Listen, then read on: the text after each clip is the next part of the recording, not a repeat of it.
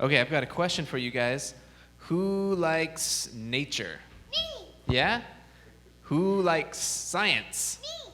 Well, good. You're going to love today's story because it's nature and science come together. Because there's a lot of things that we can learn about the world when we look really closely at it. And so I've got some pictures that I want to show you guys. Excellent. Okay, who knows what those are? They were feet. Do you know what kind of feet? Some kind of lizard. Do you have a guess? Gecko. Gecko feet. And there's something special about gecko feet. Do you know what they can do?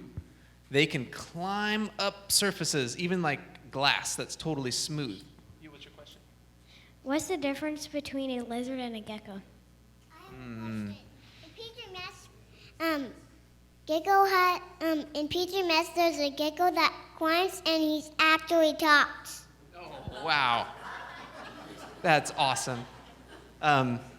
Well, there we go. See those little toes and those little tiny little things? That's what allows them to climb.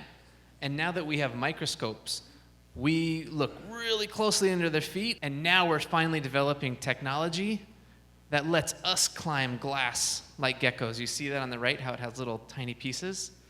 So we learned from geckos how to do amazing things. Oh, have you ever been out hiking and this happens to you?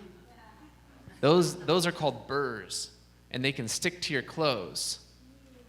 And do you think that might be a problem, but some smart person looked at that and said, I think we can make something out of that. Oh, do you know what that is? On the right? What is it? Velcro. Velcro. Somebody came up with the idea for Velcro from nature. That's pretty cool. It does poke you, yeah. Oh, the spider web. I mean, have you ever been walking along and one hits you in the face? That's no fun, but... Guaranteed like a trillion times. Okay. One time in my room, there's a spider climbing on my wall. No! Did you let it outside so it could live its life outside? No. I've been into a spider web once myself. Yeah, and that's when you realize how sticky and strong they are. They're so small, but they're so sticky and strong. So we look at those spider webs, and we say, what can we learn from them? Whoa, shoe. You see how all that thread is designed there? That makes it super strong and with using less fabric. Yeah, do you? Well, next time you look at it, think about how the spider inspired that design and how it's stronger. Let's look at the next one. Can anybody guess what this is? No? Isn't it one of those anteater animals' skin? No? Do you get? Oh, you have a guess? Anybody guess what this is? A type of plant? No, you were close. She said skin. Anybody guess what kind of skin this is? Is it a penguin? Oh, it does kind of look like it could be a penguin. It does swim in the water. A shark. He got it down there. That is a microscopic look at shark skin. So you know how sharks, they look kind of bumpy, but it's really smooth when you look at it. Well, there's a couple things that does that's amazing. And sharks swim so slowly sometimes that algae would normally grow on them, but because of that design, algae can never grow. And it also helps them move through the water really fast.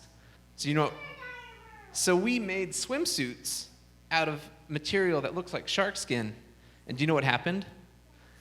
It was so fast, it was the fastest swimsuit ever made, that the Olympics banned it. We can no longer use that swimsuit because it was too fast. And we learned all that from the shark skin. What's that?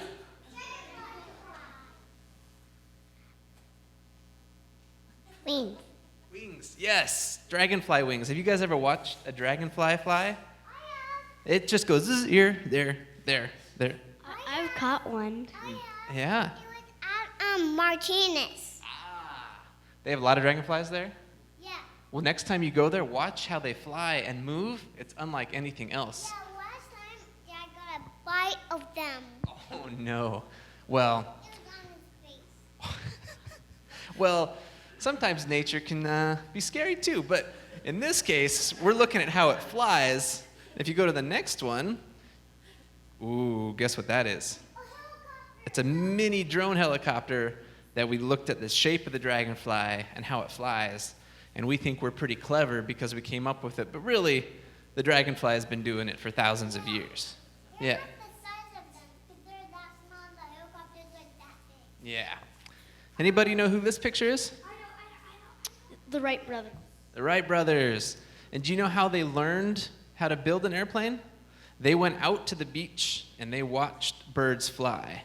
And here's one of the things they did. If you guys want to stand up real quick, stand up for me. And show me how birds use their wings. Let's see. Yeah, she's got it pretty close. You've got it. You're that active bird. That's right. They would soar, and the birds actually, they bend their wings when they want to go one way or the other. And so the Wright brothers, or they float. And so they learned how to bend the wings so that it would change. And they dive, and they're just amazing. And so we've used what we've learned from watching birds to build the airplane. Look at that. That's pretty cool, huh? That's one of the most advanced airplanes we've ever made. Yeah, we just copied that bird. Yeah, we think we're pretty clever, but we just did what God built there, huh? And look at that shape. This is an idea for an airplane with wings that can change so it can fly different things. And so, They go so high. they sure do. Yeah, so they don't get a lot of air. That's right. That's right. And so I've shown you just 6 things that we've learned from nature. Pretty great inventions, and we think we're pretty smart, but how many kinds of animals are there? And how many kind of plants? And how many kinds of things in nature do you think there are? Me neither. There's billions. And God made those all in 6 days. And what? 1 quintillion. Let's go with 1 quintillion. That's a good answer. That's how many things God made in 6 days on this planet alone. And that's more than we could even hope to design. And the more we dig into nature, the more we see what an amazing creator that God is. And everything that we create is just making things that he already created. So next time you're out in nature, I want you to just stop and look and think about how God created all these amazing things just for us, and especially animals and bugs. Just watch how they move and see what you can learn. All right? Let's go back to our seats.